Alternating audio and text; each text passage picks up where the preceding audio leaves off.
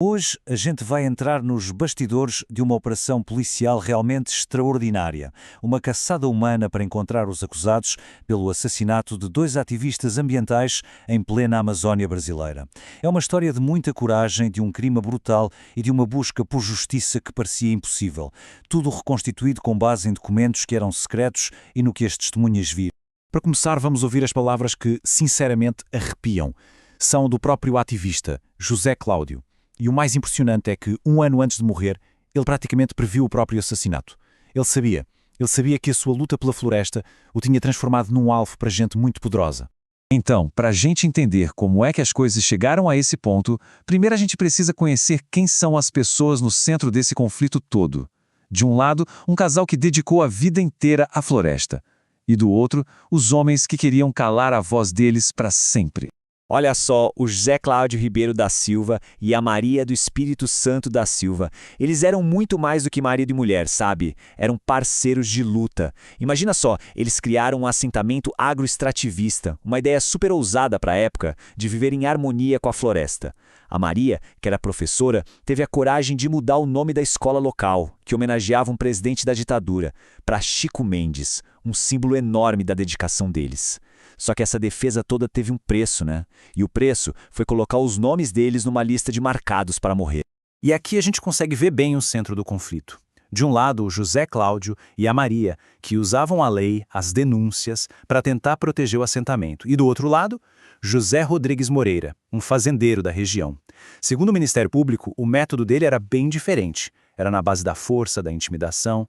Chegou ao ponto de, supostamente, queimar barracos com a ajuda de policiais locais só para expulsar as famílias e tomar as terras ilegalmente. A gente está falando de dois mundos completamente opostos. E aí, a coisa toda virou pessoal. E mortal. Uma testemunha contou para a polícia que ouviu o próprio José Rodrigues fazer essa ameaça, bem direta. Ou seja, ele não via o casal como simples adversários. Não, ele os via como inimigos que precisavam ser, literalmente, eliminados. A tensão ali já estava no limite, prestes a explodir. E é aqui que a gente chega nos momentos finais. A atmosfera já estava pesadíssima, sabe? Mas os últimos dias antes do crime foram marcados por um confronto silencioso, que parecia um anúncio da tragédia que estava vindo. Pensa na cena. Só 13 dias antes do assassinato, o Zé Cláudio e o José Rodrigues se cruzaram num bar. Nenhuma palavra foi dita, só olhares, aquela tensão no ar. Já na noite anterior ao crime, os dois acusados de serem os pistoleiros, o Lyndon Johnson Silva e o Alberto Lopes, foram vistos num bar, tomando cerveja, acertando os últimos detalhes. E aí, na manhã seguinte, a emboscada aconteceu. E o final foi macabro. Um deles cortou um pedaço da orelha do Zé Cláudio. Uma prova, sabe? Uma prova brutal de que o serviço tinha sido feito. O lugar que eles escolheram para isso foi uma ponte bem precária, a uns 8 quilômetros da casa do casal. Foi só eles passarem pela ponte que os pistoleiros atacaram. E a perícia depois confirmou. Foi uma execução, tudo calculado. A Maria morreu na hora. O Zé Cláudio, mesmo já ferido, ainda tentou se defender. Encontraram marcas no braço dele, mas não teve jeito. Ele foi baleado de novo, no tórax e na cabeça. E depois do crime? Bom, a investigação começou lenta e, segundo o advogado do caso, foi muito mal feita. Tinha tudo para ser mais um daqueles assassinatos no campo que acabam em nada, sabe? Impunes. Mas, dessa vez, algo diferente aconteceu. A pressão para esse caso não morrer veio de todo lado. Foi impressionante. A própria presidente da época, a Dilma Rousseff, mandou a Polícia Federal investigar. Os movimentos sociais foram para a rua. E a história simplesmente explodiu na imprensa internacional. A gente está falando de CNN, BBC, matérias em revistas como a The New Yorker. Essa atenção do mundo todo foi o que fez a diferença. E essa frase do advogado José Batista Afonso, ela resume tudo perfeitamente. Foi essa pressão de dentro e de fora do Brasil que obrigou as autoridades a se mexerem. Foi o que impediu que o caso fosse simplesmente engavetado, que é o que acontece com tantos crimes parecidos na Amazónia. Com essa pressão toda, não teve jeito. A justiça finalmente começou a andar. No dia 27 de julho, saíram os mandados de prisão. E de repente, o José Rodrigues, o irmão dele, Lyndon Johnson e o Alberto Lopes se tornaram oficialmente os homens mais procurados do estado do Pará.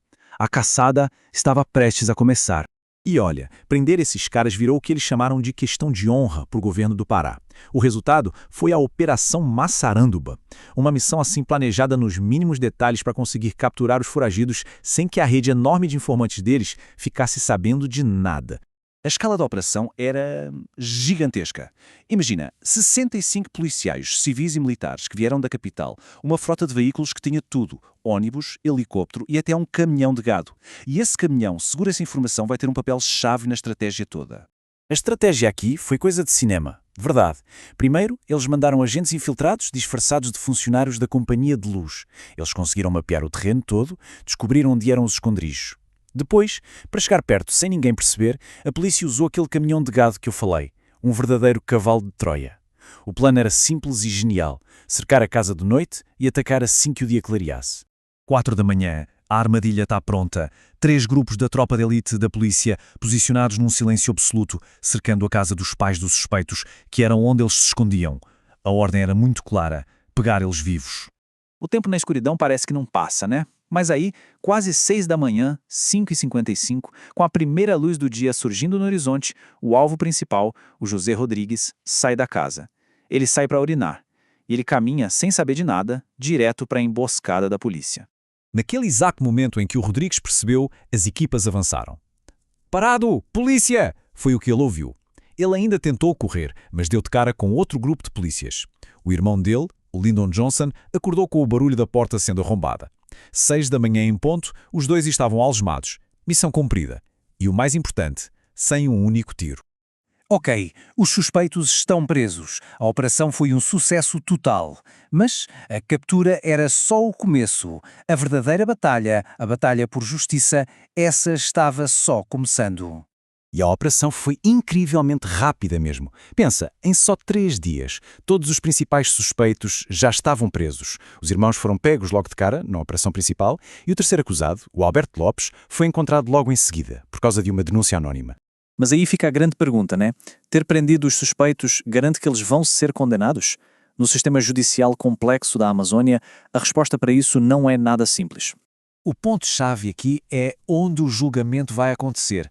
A acusação tem muito medo de que, se o júri for em Marabá, os jurados, que podem ser, sei lá, filhos de fazendeiros ou gente com medo de sofrer alguma coisa depois, acabem não condenando os réus. Por isso, a estratégia é pedir que o julgamento mude de cidade, vá para a capital, Belém, na esperança de encontrar um júri que seja mais imparcial.